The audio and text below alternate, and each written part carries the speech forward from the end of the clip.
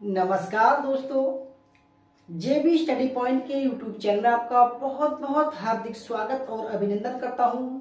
मैं देव कुमार, पीएचडी इतिहास, एक बार जीआरएफ 4 बार नेट पास। तो दोस्तों, आज हमारी ये नए बैच की तीसरी क्लास है, ठीक है। और प्रैक्टिस सेट हमारा 294 है। दोस्तों, आप हमारे चैनल पर नए हैं तो आप ये देखना कि भी हमारे जो सवाल हैं, तो जो प्रैक्टिस सेट है वो क्या हटकर हैं, ठीक है। जो आज के समय में आयोग जो सवाल का लेवल दे रहा है, वो ऐसे सवाल आपको हमारे प्रैक्टिस सेट में मिलेंगे, ठीक है, हमारी क्लास में मिलेंगे। तो देखो, तो आज हमारा जो प्रैक्टिस सेट है वो है 294 और टारगेट हमारा 80 प्लस है, ठीक है। दोस्तों, आज आपके लिए मैं एक नया थॉट लेके आया हूँ। थॉट है, नाम एक दिन में नहीं बनता। दोस्तों, नाम जो है एक दिन में नहीं बनता। देखो, अगर ठान लो तो एक दिन जरूर बनेगा, ठीक है। देखो, आप एक नए मिशन की शुरुआत कर रहे हैं, आपको 6 महीने का इंतजार करना है, ठीक है। तो देखो क्या करना है, आपको ठान लो भाई, दिन नाम करेंगे नेट जरफ करके, ठीक है, माँ बाप का नाम करेंगे। देखो, अगर आप हमारे चैनल पर नए हैं और आपने अभी तक हमारा चैनल सब्सक्राइब नहीं किया है तो प्लीज सब्सक्राइब कर लीजिएगा। उसके पास में जो बेल आइकन उसको प्रेस कीजिएगा, जिससे कि आने वाली नई वीडियो का नोटिफिकेशन पहले मिल सके। वीडियो को लाइक और शेयर जरूर कीजिएगा।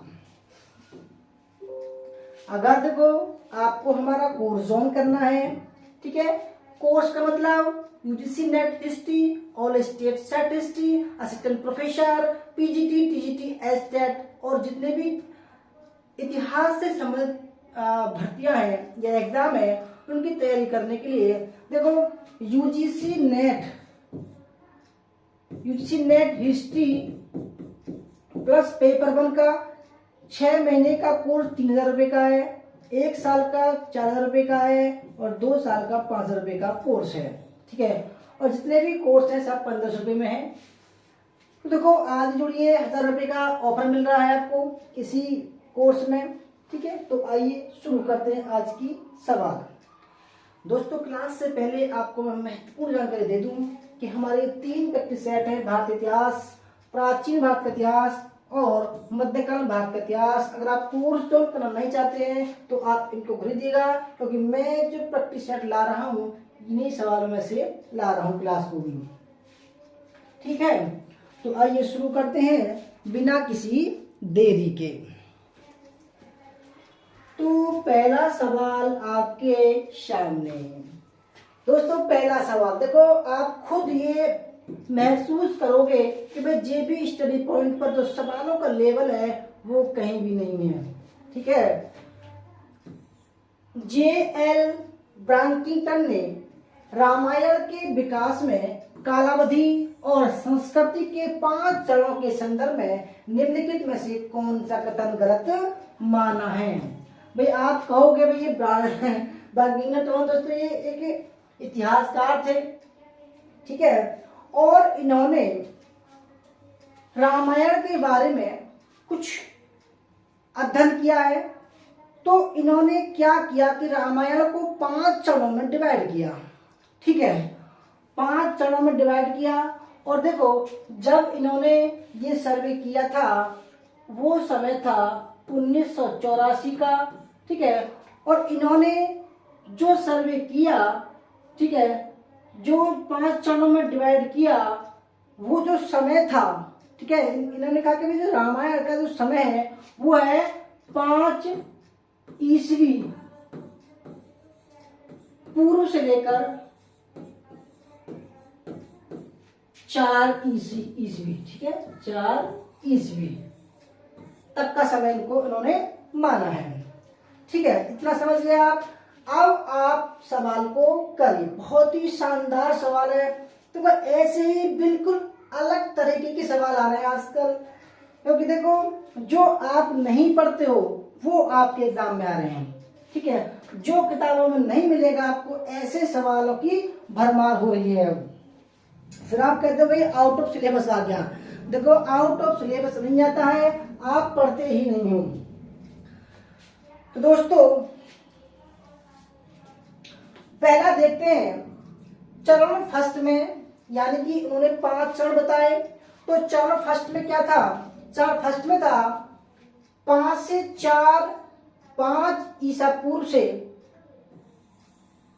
5-4 ईसा पूर्व राम पुरुषोत्तम के रूप में आदर्श मनुष्य थे।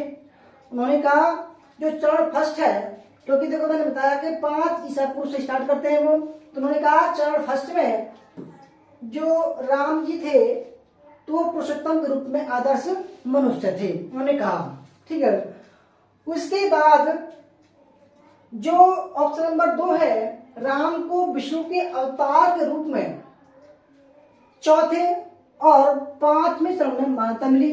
बिल्कुल ठीक है भाई, ये मिली थी गुप्त काल में। ठीक है, कब मिली थी? गुप्त काल में। ये भी ठीक है, उन्होंने कहा कि भाई चौथे और 5वें चरण उस समय था।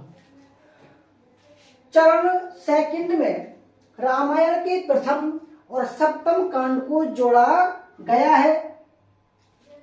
ठीक है, देखो चरण थर्ड में जोड़ा गया है। जो तीसरा फेज था उसमें प्रथम और सप्तम कांड, क्योंकि देखो रामायण में कितने कांड हैं? रामायण में 7 कांड हैं। ठीक है, रामायण में कितने कांड है? 7 कांड है। और चरण सेकंड में इन्होंने कहा कि चरण सेकंड में रामायण के प्रथम और सप्तम कांड को जोड़ा गया है, तो इसलिए ये गलत हो जाएगा। चौथा, चरण 4 में कथा का धार्मिक महत्व भी बढ़ा और साहित्यिक अलंकरण भी ब्राह्मणों और शूद्रों के बीच खाई और बढ़ गई। कहते हैं भाई जो चरण 4 था उसमें क्या हुआ? ब्राह्मणों और शूद्रों के बीच में जो खाई थी वो और चौड़ी हो गई। यानी कि दोस्तों जो जातिवाद था, वर्ण व्यवस्था थी, वो और कट्टर हो गई। तो जो भी गलत है वो है ऑप्शन नंबर सी।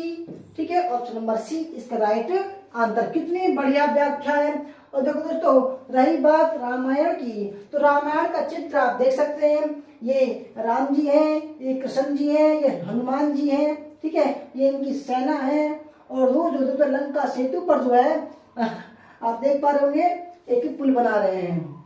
ठीक है, ये पंचवटी, दोस्तों पंचवटी का सीन है। नहीं, पंचवटी के दोस्तों ये है, देखो अब मैं समझ गया, छोटे छोटे बच्चे, ये है लव कुश कांड है।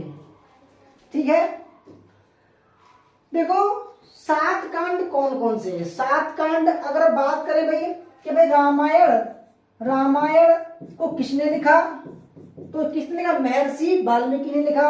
महर्षि वाल्मीकि ने लिखा। ठीक है, अब पहले मूल रूप से उसमें 6000 श्लोक थे। ठीक है, 6000 श्लोक थे। और बाद में 24,000 हो गए। 24,000, इसलिए से चतुर्विंशति का बोला गया है। क्या बोला गया है? चतुर्विंशति का। ठीक है, 7 कांड कौन कौन से थे? देखो बाल कांड, जब जो राम जी हैं वो बच्चे थे। ठीक है, उसके बाद में अयोध्या कांड। ठीक है, अयोध्या कांड में अयोध्या के तो नागरिक थे, तो अयोध्या कांड। उसके बाद में अरण्य, यानी कि वो 14 साल के वनवास में जाते हैं वन को, तो अरण्य मतलब होता है वन। ठीक है, अरण्य ब्राह्मण भी होता है, अरण्य उपनिषद भी होता है। ठीक है, उसके बाद में चौथा जो कांड है वो है किष्किंधा सुग्रीव। ठीक है, फिर दोस्तों ये लंका, सुंदरकांड हनुमान लंका जलाते हैं, सुंदरकांड। उसके बाद में लंका कांड, और जब रावण वध होता है वो है उत्तरकांड। रावण वध कहाँ होता है? उत्तरकांड। ठीक है, उत्तरकांड। इसमें देखो कुछ बहुत ही अच्छी चीज मैंने शामिल की है। देखो अयोध्या नगर के प्राचीन क्षेत्रों के 2 प्रमुख स्थलों का उत्खनन कार्य 1976 में किया कहते बहुत ही बढ़िया व्याख्या है। जो भी हमारे कोर्स को दोस्तों लेंगे वो इसकी पीडीएफ को भी आराम से पढ़ेंगे। ठीक है, तो क्वेश्चन नंबर 2 पर चलते हैं। क्वेश्चन नंबर 2 सवाल है, निम्नलिखित में से कौन सा कथन सनौली स्थल के पुरातात्विक निष्कर्ष से निकला है। देखो सबसे पहले दोस्तों बात करेंगे भाई सनौली क्या चीज है। सनौली एक साइट है, ठीक है, ये कहां पर है। सनौली दोस्तों उत्तर प्रदेश के बागपत जिले में है। कहां पर, उत्तर प्रदेश के बागपत जिले में है, यूपी के बागपत जिले में। ठीक है भाई, इसको किसने मतलब देखो खोजने की बात हुई तो जो ग्रामीणों ने भाई कुछ करवा रहे थे तो इसलिए मिल गया। और खुदाई किसने करवाई दोस्तों, जो खुदाई है वो डीवी शर्मा और के मंजू ने करवाई है। ठीक है, डी.वी. शर्मा और के मंजुल ने। याद रखिएगा 2005 में बताई हुई थी, 5 और 6 में, और उसके बाद 2018 में दोस्तों खुदाई हुई थी। सवाल बहुत ही अच्छा है भाई, क्योंकि देखो लगातार आयोग नए नए सवालों पर आपको रूबरू करवाता है और वो खुद कहता है कि जो लेटेस्ट सवाल है वो हम आपको देंगे। वो आपकी मर्जी है, आप उसको पढ़िए चाहे मत पढ़िए। अगर नहीं पढ़ोगे तो आपको एग्जाम में नुकसान हो सकता है। तो मैं तो ये सोचा है कि भाई नए नए सवालों को लेके आऊंगा, पुराने भी होंगे नए भी होंगे। ठीक है, क्योंकि आजकल ऐसे ही देखो कहते हैं कि दिन पे दिन आयोग जो है वो ऐसे सवाल ला रहा है, यानी कि भाई गहराई में उतरना पड़ेगा, गहराई में उतरना पड़ेगा आपको, मानेगा नहीं वो आयोग। तो देखो पहला देखते हैं इसका काल। ठीक है, इसका काल लगभग 2200 से 1820 ईस्वी माना जाता है। बिल्कुल ठीक है, यानी कि जो सनौली है, सनौली स्थल है, पहले देख लेते हैं स्थल कहाँ है। दोस्तों बागपत जिले में एक स्थल है जहां से देखो एक तलवार मिली है। ठीक है, बहुत सारे बर्तन मिले हैं। ठीक है, और यहाँ पर क्या मिला है दोस्तों, एक कब्र मिली है। मतलब कब्र कितनी मिली है, 125 कब्र मिली है। ठीक है, एक रथ मिला है, रथ देखो आप ये देते हैं रथ के आकार का है ये दोस्तों, रथ के आकार का आप एक बार देख सकते हैं क्योंकि ये दर्शा रहे ये रथ है। ठीक है, बहुत सारे बर्तन मिले हैं। तो देखो अब आपने चित्र भी देख लिया कि भाई जो ये काल था, यानी कि कार्बन डेटिंग के अनुसार ये काल को डिवाइड पता लगाएगा कब का है, तो 2200 से 1800 ईस्वी के बीच में, ईसा पूर्व के बीच में है। बिल्कुल ठीक है, अभी तक विभिन्न स्तरों से लगभग 125 कब्रों की खुदाई की गई है। बिल्कुल ठीक है भाई, मैंने बताया कि भाई जो कब्र मिली है वो 125 के करीब मिली है। दूसरा ठीक है। तीसरा, सभी सावधान स्थल विस्तारित सावधान स्थल है। देखो दोस्तों विस्तारित नहीं है।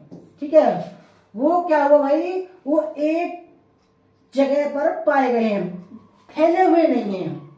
ठीक है, क्योंकि उसके और पास क्या है, खेत हैं।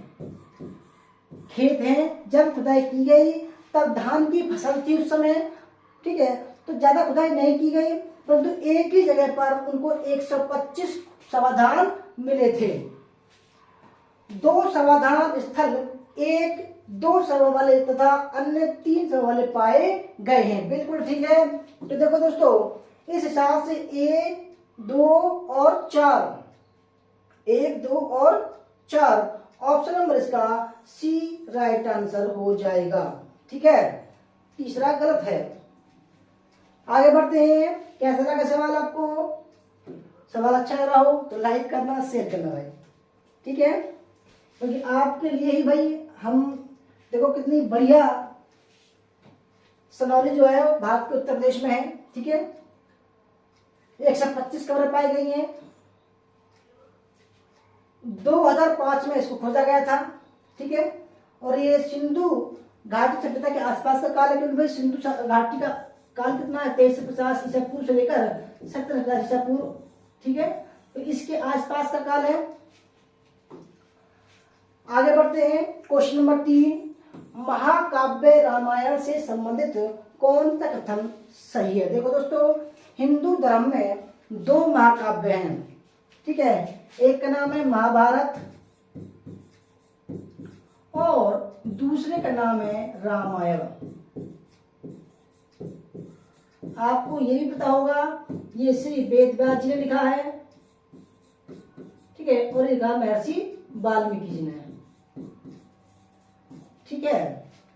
तो अब बताना है आपको, और आपके पास में कितने सेकंड हैं, 30 सेकंड हैं। जल्दी जल्दी कमेंट कीजिए। बहुत ही शानदार आपके सामने दोस्तों सवाल है, ठीक है, बहुत ही शानदार सवाल है। देखो ऐसे ही सवाल आ रहे हैं, इसलिए ऐसे ही सवाल में लेकर आया हूं आपके लिए, ताकि कोई भी एग्जाम में परेशानी ना हो। बस देखो करना क्या है आपको, मैं सवाल के माध्यम से क्लास लाऊंगा, बस आपको नोट बनाने हैं, ठीक है। बढ़िया बढ़िया सवाल लाऊंगा। थ्योरी की क्लास अपलोड है हमारी, ठीक है। थ्योरी को पढ़ते जाइएगा, थ्योरी के अकॉर्डिंग टेस्ट होगा, और उसके बाद में दोस्तों आपकी प्रैक्टिस शब्द में चली गई हैं हम, ठीक है। तो आइए हम पहले ऑप्शन को देखते हैं। पहला,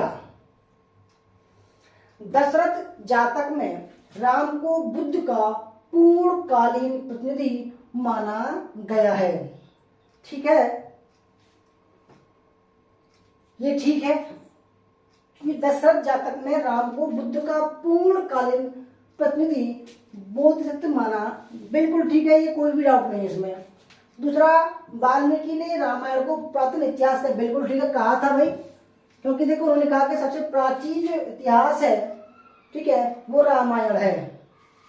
तीसरा, रावण वध लंका कांड से, देखो ये गलत है, मैंने पिछले सवाल बताया था कि जो रावण वध है वो उत्तरकांड से है। कौन से कांड से है? उत्तरकांड से है।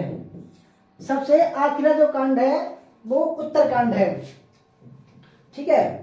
चौथा, रामायण की कथा वस्तु और राम और रावण के युद्ध पर आधारित, बिल्कुल ठीक है भाई। देखो आप जानते होंगे, राम जी, लक्ष्मण जी, रावण, सीता मैया और जी,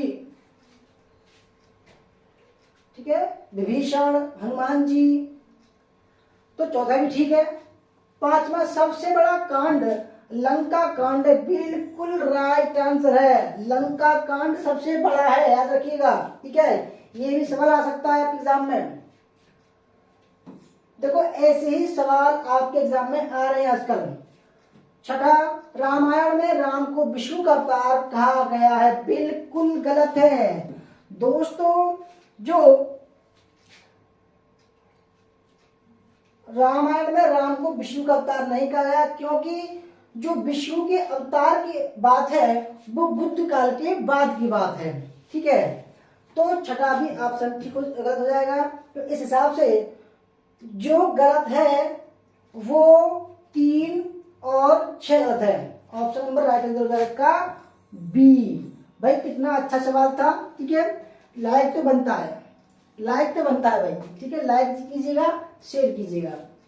क्वेश्चन नंबर 4, नानाघाट अभिलेख के विषय में क्या सत्य नहीं है। देखो आप कहोगे कि भाई यार ये सवाल नए कहाँ से हैं, तो देखो दोस्तों मेरे पास में बुक भी है। अगर आप चाहते हो कि बुक परचेज करने तो बुक भी परचेज कर सकते हो आप, बिल्कुल मामूली शुल्क है इनका, ठीक है। ये मध्यकाल की है, ये मिक्स है, और ये आपका प्राचीन भारत का है। आधुनिक भारत का मैं बना रहा हूं, जल्दी आएगी आपके सामने, ठीक है। तो जी नानाघाट अभिलेख के विषय में क्या सत्य नहीं है, याद रखिएगा, पूछ रहा है सत्य नहीं है। कभी कभी हड़बड़ी के चक्कर में भाई आप गलत करते हो, आप सोचते हो सत्य है, फिर आप सत्य पे लगाते हो, ठीक है, जबकि सवाल पूछ रहा है सत्य नहीं है। ये विशेष ध्यान रखना एग्जाम में। देखो टाइम बाउंडेशन है वहां पर, परंतु आप उसके चक्कर में अपना नुकसान मत कर लेना कि भाई वो सत्य पूछ रहा है, जबकि वो सत्य नहीं पूछ रहा है। तो देखो भाई, बात करते हैं कि नानाघाट अभिलेख किसके लिए था। तो दोस्तों, नानाघाट जो अभिलेख है वो सातवाहन वंश के काल का है। सातवाहन वंश के है, ठीक है। उसमें सर्वप्रथम ये भी सवाल आ चुका है, भूमि दान का उल्लेख है, भूमि दान का। अब बात करते हैं भाई ये कहां पर है, किसने लिखा। तो सातवाहन वंश के सातकर्णी प्रथम की पत्नी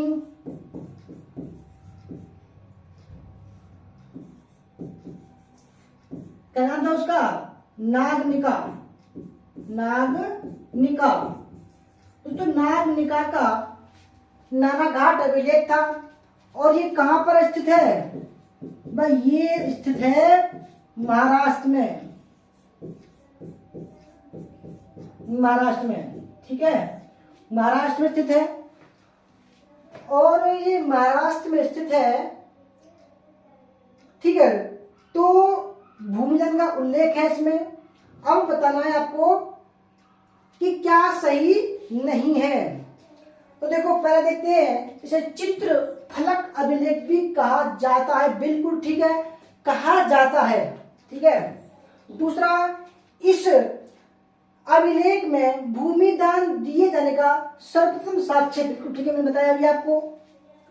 तीसरा, इसमें कुल 67,000 कारसापण सिक्कों का उल्लेख हुआ है। ये गलत है, क्योंकि 67,000 नहीं, 68,000, ठीक है।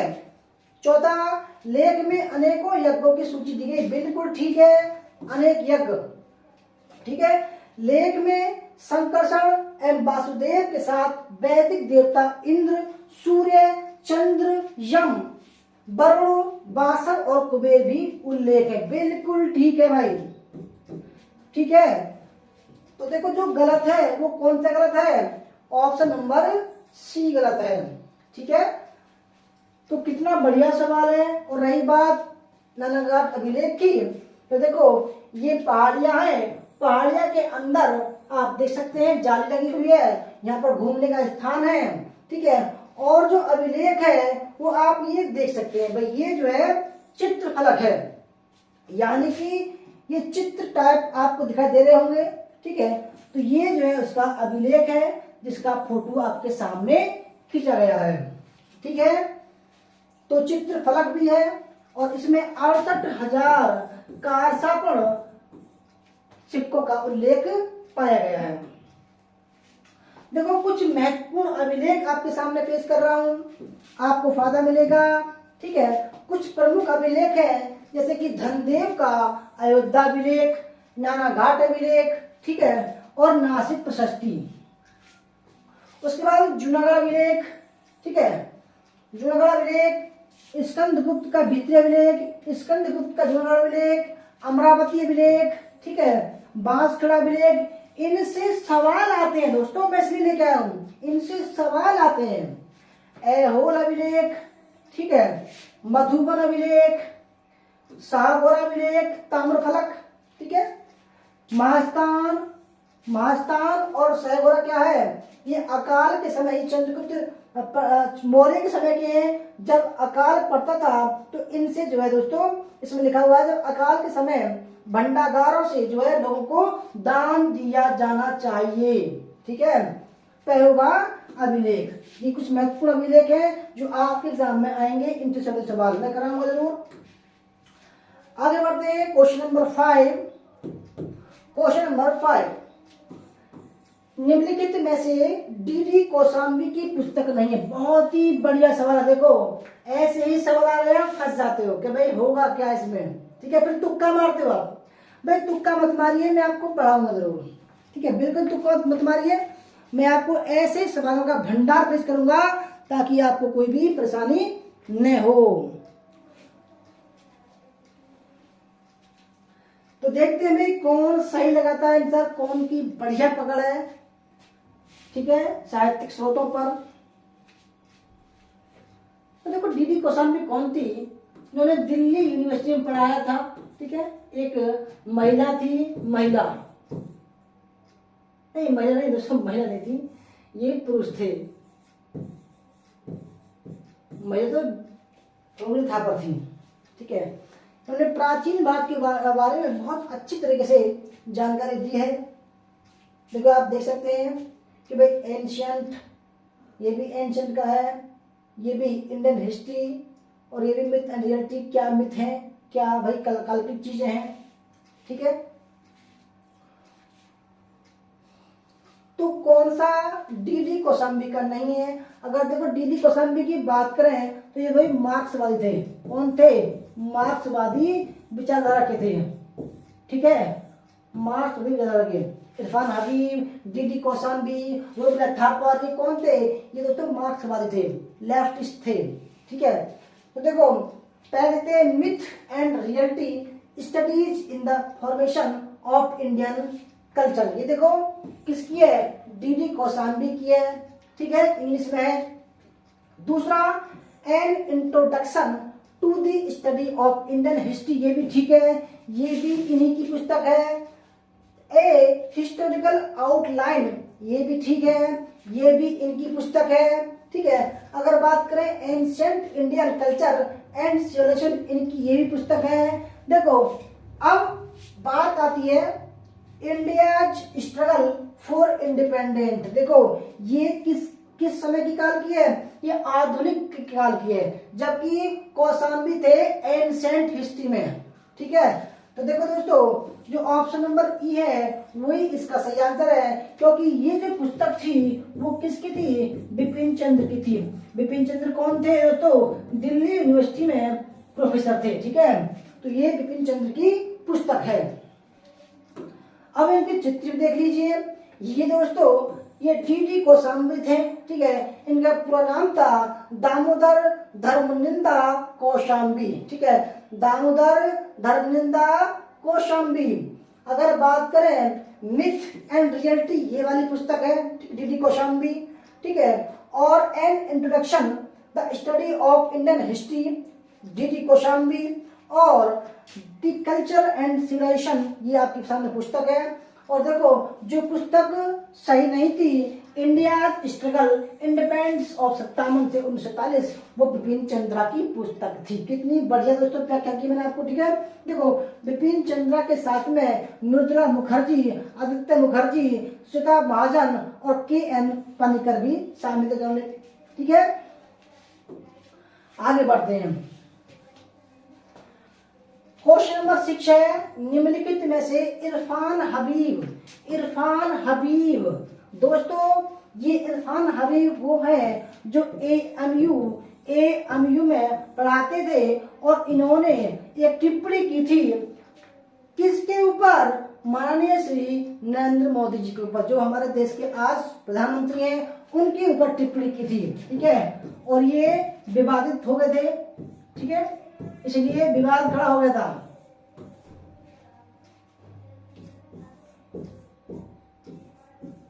याद रखिएगा।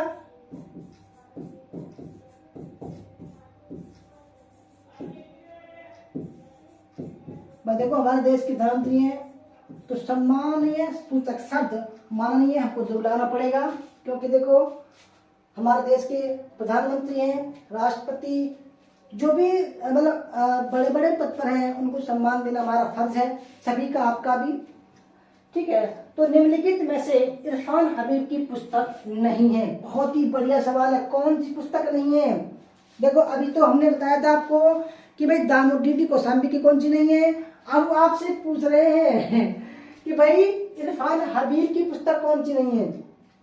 इरफान हबीब की पुस्तक कौन सी नहीं है? ठीक है,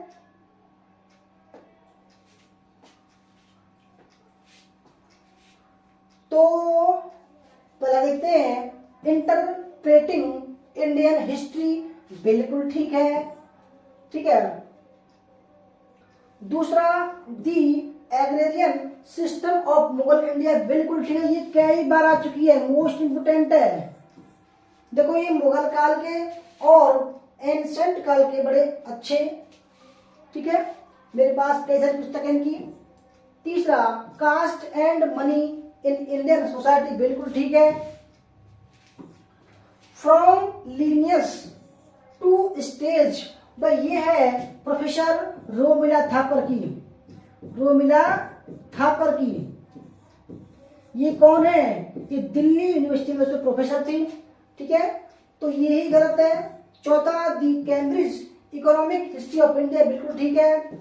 और an atlas of the Mughal empire, ठीक है। प्रॉब्लम ऑफ मकीसट हिस्टोग्राफी, भी ठीक है। तो कौन सी गलत है? From lineage to stage, Romila Thapar की पुस्तक है। और देखो भाई, अगर आपने नहीं देखी हो तो देख लीजिएगा, ये इरफान हबीब साहब है, ठीक है, और ये है आपकी रोमिला थापर जी, ये महिला है, ठीक है। और इनकी जो पुस्तक है दोस्तों वो है फ्रॉम लीनियस टू स्टेज, बहुत ही बढ़िया पुस्तक है ये। तो देखो आपने देखा सब चीज, और देखो दोस्तों इनकी खास बात ये जो है, मेरे ख्याल से इन्होंने एक बढ़िया अपने लाइब्रेरी में कितना बढ़िया पौधा लगा रखा है, ठीक है। आगे बढ़ते हैं, क्वेश्चन नंबर 7 पर चलते हैं। असत्य बताओ। भाई अगर आपसे आयोग पूछे असत्य बताओ, कैसे बताओगे आप? असत्य बताओ, ठीक है। और 30 सेकंड का समय है कमेंट करने के लिए, कमेंट कीजिए आप, जल्दी जल्दी कमेंट कीजिएगा, ठीक है। 30 सेकंड मिल रहे हैं आपको कमेंट करने के लिए, 30 सेकंड।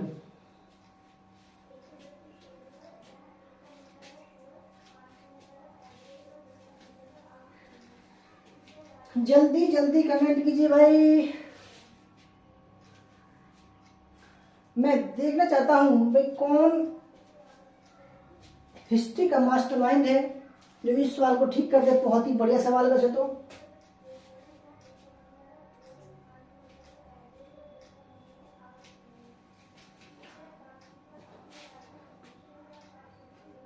आइए तो अब हम व्याख्या करते हैं, देखिए तो पहला है, बंगाल विजय के बाद राजा टोडरमल को साम्राज्य की लगान व्यवस्था का उत्तरदायित्व सौंपा गया। भाई देखो दोस्तों, बंगाल विजय नहीं, ये 1572 में जब गुजरात विजय हुआ था, ठीक है, उसके बाद क्या किया गया था? राजा टोडरमल को साम्राज्य की लगान व्यवस्था का उत्तरदायित्व सौंपा गया था। तब इन्होंने क्या किया? तब इन्होंने भाई 1570 से लेकर 1580 के बीच में एक 10 साला, ठीक है, 10 साला, 10 साल बोलते हैं, 10 साल बंदोबस्त लागू किया था, ठीक है। यानी कि जो भी खेती है उसके, कहीं देखो अकाल पड़ रहा है, कहीं अच्छी भूमि है, उसके अकॉर्डिंग उन्होंने एक जो कर जो है बनाया था, लगान व्यवस्था बनाई थी। तो पहला गलत है। दूसरा, अकबर ने दानियल के नाम पर असीगढ़ का नाम बदलकर धनदेश रखा, या दानदेश, बिल्कुल ठीक है भाई। असीगढ़ का नाम, असीगढ़ का जो विजय की थी वो कब की थी? वो की थी भाई 1601 में। सबसे अंतिम विजय है ये दोस्तों कर्नाटक में है, ठीक है। और सबसे ये जो असीगढ़ का किला है दोस्तों, वो दक्षिण भारत में सबसे मजबूत किला था, ठीक है। तो दूसरा ठीक है। तीसरा, असीगढ़ विजय के उपलक्ष्य में अकबर ने बाज का अंकन स्वर्ण सिक्का था, बिल्कुल ठीक है। देखो दोस्तों, जब याद करो, जब असीगढ़ का किला इतना मजबूत था, उस पर काबू नहीं पाया गया था, तो लास्ट में अकबर की सेना ने क्या किया? अकबर ने कि भाई उनके जो याकूब थे, जो मतलब दुर्ग की रक्षा कर रहे थे, ठीक है, असीगढ़ दुर्ग की रक्षा कर रहे थे, उनका नाम था याकूब, उनको रिश्वत देकर, घूस देकर अपने मिला लिया और उसने जो है फाटक खोल दिया। दोस्तों कहते हैं कि असीगढ़ विजय के उपलक्ष्य में अकबर ने बाज का अंकन सोने का सिक्का जलाया था और असीगढ़ के किले को दोस्तों, किले के दरवाजे को सोने की चाबियों से खोला था, सोने की चाबियों से खोला था। ठीक है, कहते हैं। तो तीसरा भी ठीक है। चौथा, मिर्जा हाकिम से राजद्रोहात्मक पत्र व्यवहार के कारण अकबर ने दीवान अशरफ शाह मंसूर को मृत्यु दंड दिया था। बिल्कुल ठीक है। पांचवा, सलीम ने 12 अगस्त 1602 को ओरछा सरदार भाई वीर सिंह बुंदेला ने जब अबुल फजल की हत्या की थी, वो समय कौन सा था? 1602 था। और इसी कारण अकबर उनसे नाराज हो गया कि भाई ये तो बहुत गलत किया, क्योंकि अबुल फजल बहुत अच्छा दोस्त था उनका, अकबर का। छठा, अकबर के काल में एकमात्र ईरानी विद्रोह अब्दुल मजीद आसफ खान ने किया था। ये भी ठीक है, एकमात्र विद्रोह हुआ था। ठीक है, तो देखो जो गलत है वो है ऑप्शन नंबर ए। क्योंकि गुजरात विजय के बाद टोडरमल को साम्राज्य की लगान व्यवस्था का उत्तरदायी सौंपा गया था। आप ये देखिए, देखो दोस्तों, ये असीगढ़ का किला है। असीगढ़ आपको कभी दिखाया नहीं, तो ये असीगढ़ का किला है। ठीक है, अब आपका एक जो ऑप्शन था, ओरछा के राजा वीर सिंह बुंदेला द्वारा अकबर के दरबारी अबुल फजल को मारने का वर्णन। ठीक है, वो कहता जी मैंने ऐसे उसको मार दिया। अब आपके सामने ये टोडरमल जी हैं। ठीक है, ये बता रहे हैं कि भाई मैं जो है इस तरीके से लगान व्यवस्था को बनाऊंगा मैं। ठीक है, टोडरमल, सॉरी ये टोडरमल ये नहीं है।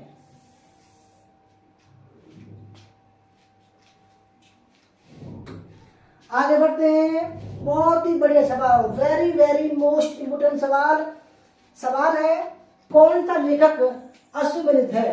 आपको बताना भाई, देखते हैं कितनी जानकारी रखते हैं आप। कौन सा जो लेखक है वो असुमेलित है? बहुत ही बढ़िया सवाल है और 20 सेकंड का समय है कमेंट करने के लिए। देखते हैं कौन इसका सही उत्तर देते हैं। ठीक है,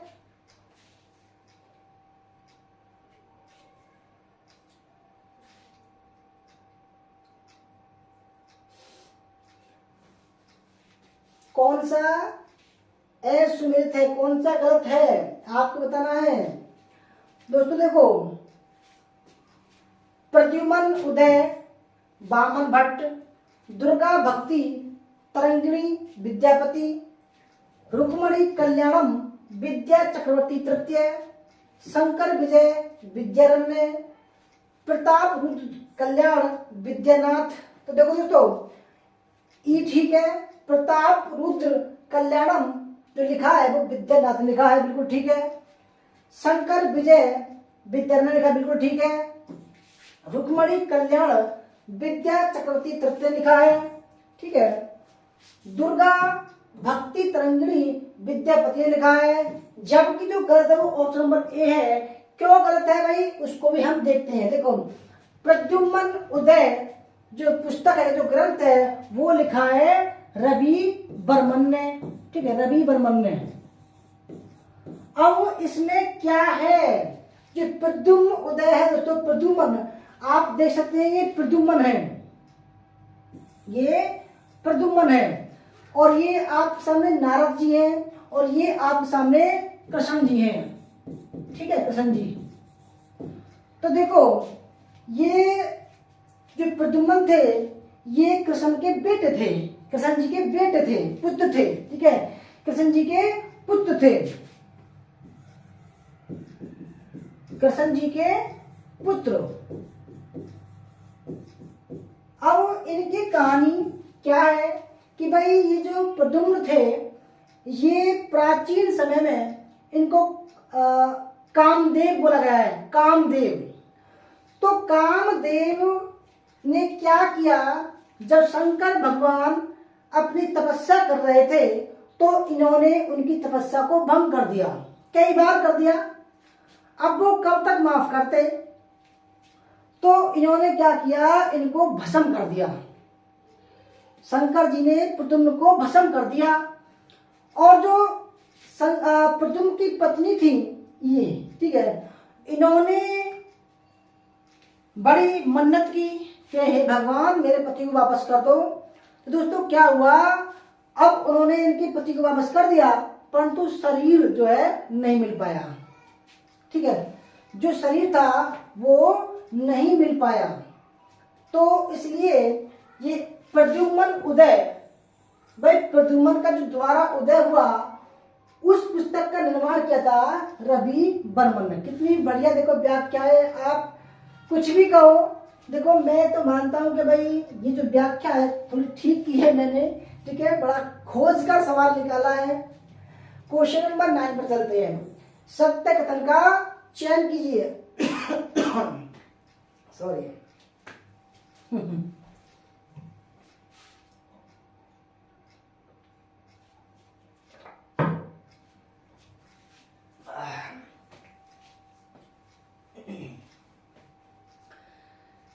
सत्य कथन का चयन कीजिए। भाई आपको बताना सत्य कथन, अभी तो आपको असत्य सही नहीं बता रहे थे, अब बताना आपको कौन सा सत्य है।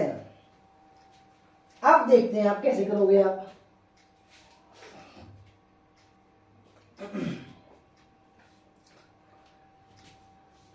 30 सेकेंड है, कमेंट करेंगे 30 सेकेंड। जल्दी जल्दी कमेंट कीजिए, फिर मैं व्याख्या करूंगा।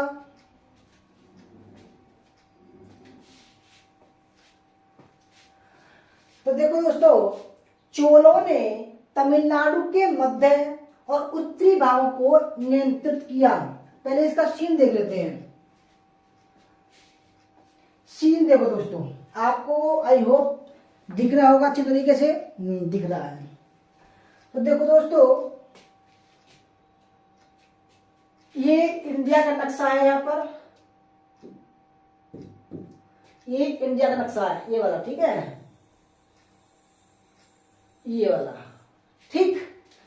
अब चोल कहाँ थे, चोल यहां थे, ये तमिलनाडु है, ठीक है, जैसे कि प्रश्न बताया है तमिलनाडु और देखो, और तमिलनाडु के मध्य और उत्तरी भागों को नियंत्रित किया।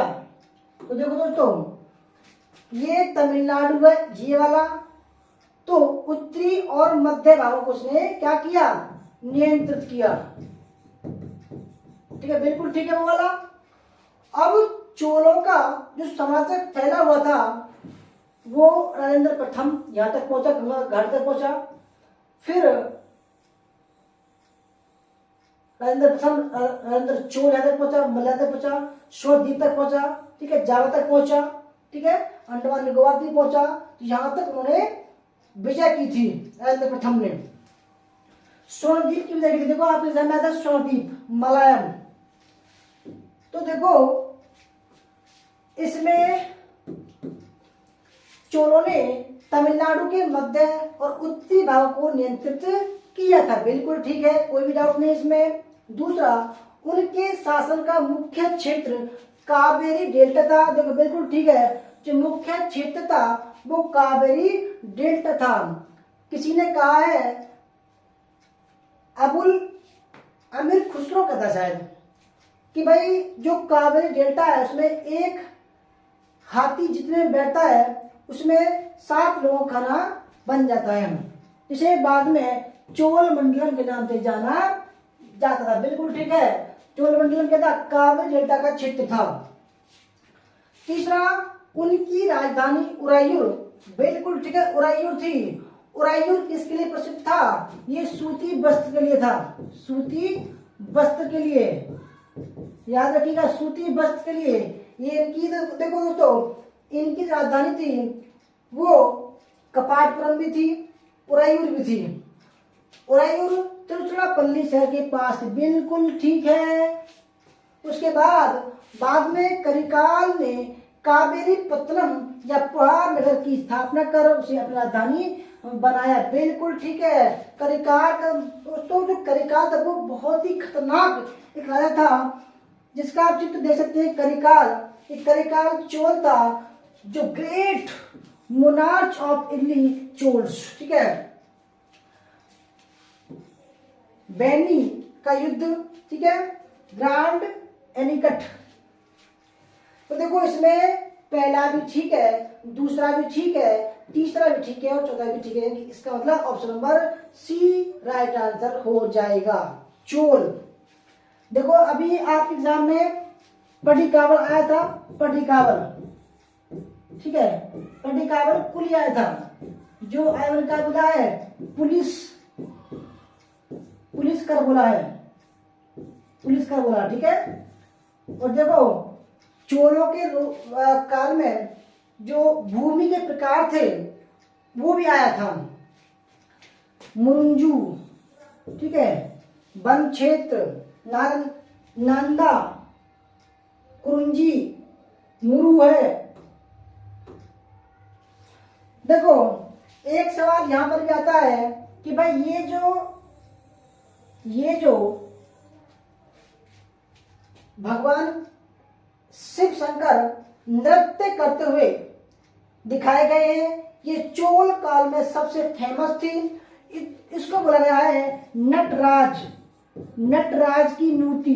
नटराज की जो मूर्ति है दोस्तों वो नाचते हुए भगवान शंकर जी हैं और ये पूरी दुनिया में सबसे फेमस है। ये तांबे की बनी हुई थी, किसकी? तांबे की। कई बार आज जो है जानने के भाई जो मूर्ति कला थी वो जो ताम्र मूर्ति कला थी वो कौन सी थी? नटराज की मूर्ति थी वो, ठीक है। और ये कौन सा मंदिर है दोस्तों? ये आपका बगीश्वर मंदिर है जो राजराज प्रथम ने बनवाया था। और देखो एक सवाल ये भी आता है कि भाई चोर चेर पांडे जो थे उनके जो प्रतीक चिन्ह थे वो क्या थे? तो देखो दोस्तों अगर बात करें चेर की तो चेरों का था धनुष बाण, ठीक है। अगर बात करें चोलों का तो क्या था? बाघ था, बाघ, ठीक है। अगर पांडे की बात करें तो मछली इनका प्रतीक चिन्ह था, राज चिन्ह था या प्रतीक चिन्ह था। याद रखिएगा कितने सवाल में बताया आपको? एक सवाल, दो सवाल अंदर चोर ने दोस्तों, अंदर बता रहे चोर ने जावा, श्री विजय, मलाया, ठीक है, बर्मा, यहां तक कि विजय बयान किया था। तांबे की, नटराज की, धनुष, बाघ, मछली, कितने सवाल आपको मैं बिल्कुल ऐसे कर दूंगा बिना पढ़ाई, ठीक है। सवाल भी नहीं आएंगे तभी तो मैं। तो देखो इस ऑप्शन नंबर क्या था? सी था। आगे बढ़ते हैं क्वेश्चन नंबर 10 पर चलते हैं। क्वेश्चन नंबर 10 देखो ऐसे ही सवाल आजकल आ रहे हैं जो आप छोड़ देते हो, वही सवाल आपके सामने आ रहे हैं। निम्न में से कौन सा कथन सही है? निम्न में से कौन सा कथन सही है? आपको बताना है। कितना बढ़िया सवाल है भाई, बहुत ही शानदार सवाल है। और देखो इस सवाल का जो आंसर है वो इन चित्रों में है चित्रों में है, क्योंकि देखो हाथी दांत आपके सामने है और महाबलीपुरम मंदिर आपके सामने है। दोनों सवाल आप देख लीजिए फिर सवाल को कीजिएगा। बहुत ही टॉप लेवल का सवाल है, ऐसे ही सवाल आपको आएंगे, ठीक है। और क्लास हो गई है आज 50 मिनट की। हाथी दांत, दोस्तों कहते हैं कि हाथी जो दांत था, हाथी दांत सोने से भी महंगा है। इसका कारण क्या है कि जो हाथी दांत का हम प्रयोग करते हैं वो पहले तो भाई हाथी को मारना पड़ता है, ठीक है। जो भी हाथी दांत के तस्कर हैं वो हाथियों को मारते हैं। हाथी मारना इतना मामूली बात नहीं है और ये इतनी मेहनत से प्राप्त होता है कि ये सोने से भी महंगा हो जाता है। और जो खरीदने वाले होते हैं दोस्तों, ये इसको कौन खरीदता है? ये जो समाज आदिवासी लोग हैं उनमें प्रतीक, एक पवित्र प्रतीक रूप में इसकी पूजा की जाती है, तो इसलिए बहुत ही महंगा हो जाता है ये, ठीक, बहुत महंगा। और इससे बहुत सारे सामान भी बनते हैं, ठीक है, बहुत सारे आइटम बनते हैं इससे। तो आइए देखते हैं। देखो हाथी दांत का काम करने वाले श्रमिकों के संघ ने सांची के एक अलंकृत प्रवेश द्वार तोरण को बनाने का खर्चा दिया था। बिल्कुल ठीक है भाई, आपने सुना होगा कि जो हाथी दांत का काम करने वाले जो लोग थे, शिल्पकार थे, ठीक है, उन्होंने सांची के एक प्रवेश द्वार तोरण को बनाने का खर्चा दिया था। ठीक है, और दूसरा महाबलीपुरम का मंदिर आपके सामने है। ये कह रहा है कि मंदिर छोटे छोटे पत्थरों को जोड़कर बनाया गया था। कि छोटे छोटे पत्थर, ईंट ना होती है ना, तो ईंट इस तरीके से पत्थरों को रख कर बनाया गया था। जबकि ये गलत है, क्योंकि आप ये देखिए महाबलीपुरम का जो मंदिर है दोस्तों, उसमें एक भी पत्थर नहीं है। पत्थर क्या है, देखो दोस्तों, ये बहुत बड़ी विशाल क्या थी, बहुत विशाल पहाड़ी थी, बहुत विशाल पहाड़ी थी। उस पहाड़ी को छांट छांट कर, काट काट कर मंदिर का निर्माण किया गया। और देखो जो पत्थर गिराए गए वो आपके सामने ज्यों का त्यों पड़े हुए हैं। ठीक है, यानी कि भाई जो पत्थर काट कर गिरे वो आपके सामने है। यानी कि कहने का मतलब ये है कि ये जो मंदिर था वो एक चट्टान को काट कर बनाया गया था, छांट छांट कर बनाया गया था। यानी कि एकात्मक मंदिर है ये। एकात्मक का मतलब है कि एक चट्टान काट कर बनाया जाने वाला कोई भी मंदिर। तो देखो दूसरा गलत हो जाएगा। तो देखो भाई इसमें केवल फर्स्ट राइट आंसर हो जाएगा, ऑप्शन नंबर फर्स्ट। कैसी लग रही है क्लास, अच्छी लग रही है तो लाइक कीजिएगा, शेयर कीजिएगा। हाथी दांत बहुत महंगा दोस्तों, ठीक है, मैंने बताया आपको बहुत महंगा होता था ये। क्वेश्चन नंबर 11, निम्न में से कौन सा क्रम सही नहीं है। अब सवाल बहुत ही अच्छे लेवल का है, आपकी परीक्षा है। पूरे आपको दोस्तों 1 मिनट मिल रही है, क्योंकि 1 मिनट में भी नहीं कर पाओगे आप। सही ढंग से लगाओ आप, ठीक है, ढंग से बताओ आप।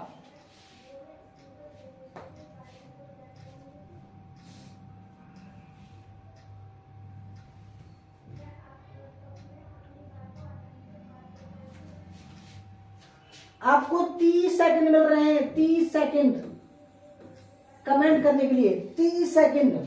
आपको बताना है कौन सा सही नहीं है, कौन सा सही नहीं है।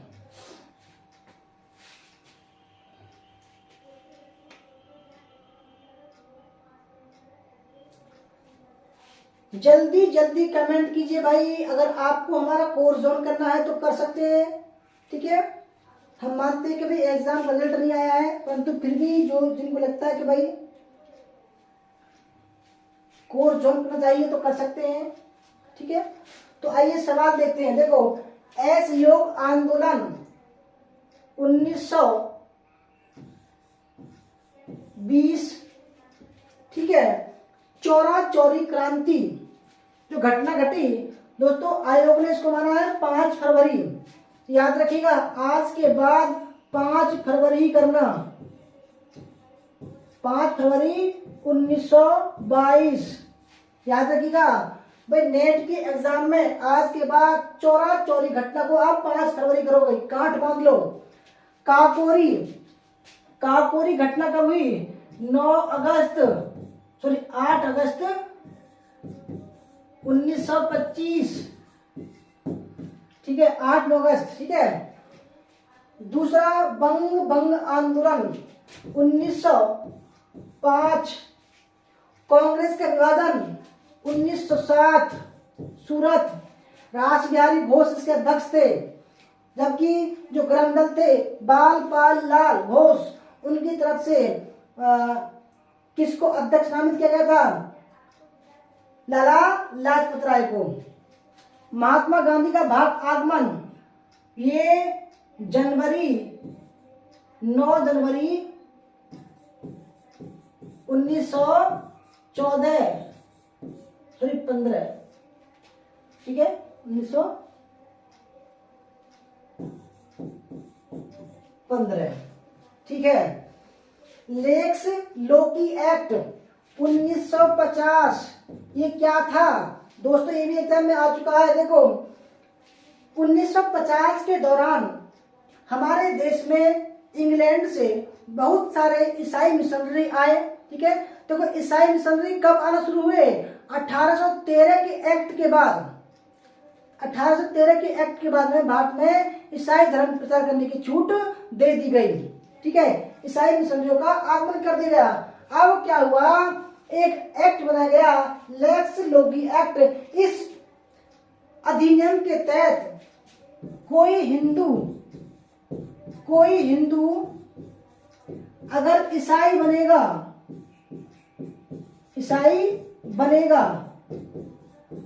तो उसके जो जमीनी हिस्सा था, ठीक है, जो पारिवारिक हिस्सा था,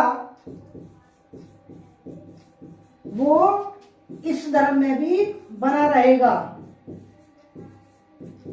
भाई अंग्रेजों की चाल थी कि भाई अगर ये सिस्टम कर दिया जाए, क्योंकि पहले क्या सिस्टम था, कोई अगर धर्म परिवर्तन करेगा तो उसका जो पैतृक अधिकार है संपत्ति का वो खत्म हो जाता था। अब क्या हुआ, अंग्रेजों ने लेक्स लोकी एक अधिनियम बनाया 1950 में, जिसके तहत कोई धर्म का व्यक्ति अगर ईसाई बनेगा तो उसका जो पैतृक संपत्ति का अधिकार है वो बना रहेगा। ठीक है, 1950 एल्बर्ट बिल, सॉरी 1950 नहीं दोस्तों, 1850। ठीक है, 1850। एक बार और चेक करूं क्या गलत है, 1920, 1922, 1910। ठीक है, 1905, 1907, 1915 बिल्कुल ठीक है।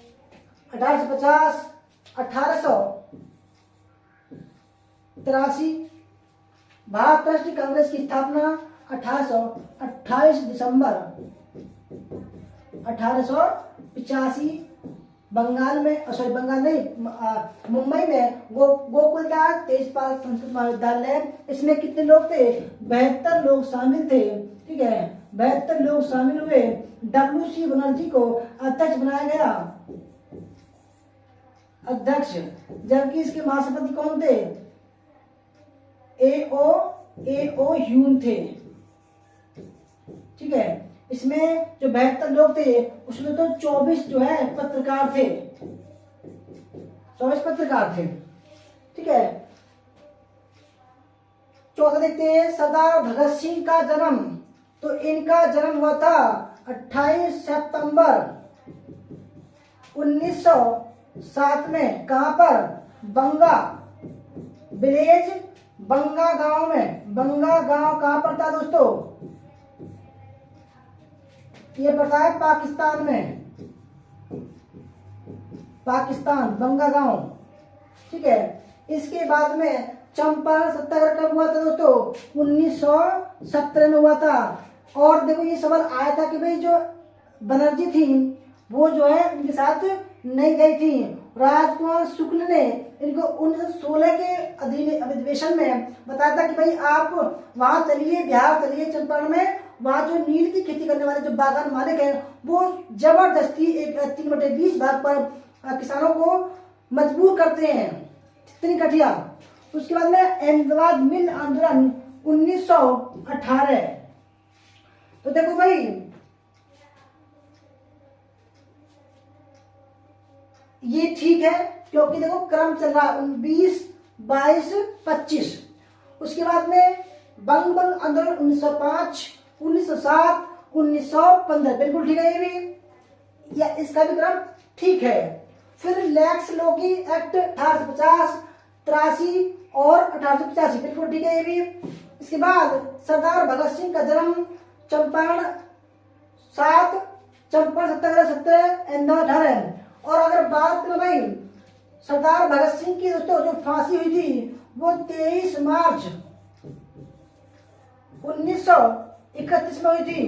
23 मार्च 1931 में लाहौर और केंद्रीय सैन्य में बम फेंकने के कारण इनको जो है फांसी दे दी गई थी। ठीक है भाई, तो इस हिसाब से देखो सभी ठीक है, तो ऑप्शन नंबर ई राइट आंसर हो जाएगा। तो भैया आप कमेंट करके बताइएगा कि कैसी आपको क्लास लगी। और देखो भाई जैसे जैसे कोर्स की समय आगे बढ़ेगा, मैं ऐसी अच्छी अच्छी क्लास लाऊंगा, इतनी बढ़िया बढ़िया क्लास लाऊंगा, आप भी हैरान हो जाओगे।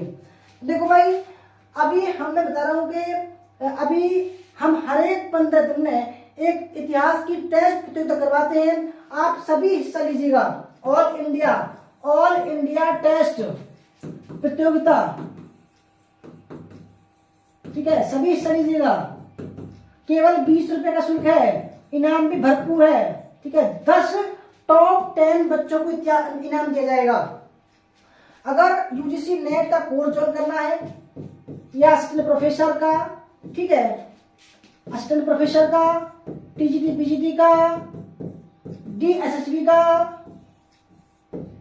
केबीएस का, केबीएसएसटी, ठीक है, एनबीएसएसटी, टीजीटी पीजीटी का तो केवल 1500 रुपए का है, और यूजीसी नेट का 6 महीने का कोर्स 3000 रुपए का है, 1 साल का 4 का है, और 2 साल का 5000 रुपए का है। अभी इसमें 1000 छूट पड़ रही है। अगर किसी को ज्वाइन करना है, हमारा नंबर है 8755475312 8218345167। अगर किसी को ज्वाइन करना दोस्तों या ऑल इंडिया टेस्ट में हिस्सा लेना है तो वीडियो के डिस्क्रिप्शन में लिंक है, या जेबी स्टडी पॉइंट की ऐप डाउनलोड कीजिएगा और डायरेक्ट आप ज्वाइन कीजिएगा। धन्यवाद, कितने सही हुए कमेंट कीजिएगा, ठीक है। तो धन्यवाद क्लास करने के लिए, मिलते हैं कल अगली क्लास के साथ में, तब तक के लिए टाटा बाय बाय, जय हिंद, जय भारत, वंदे मातरम।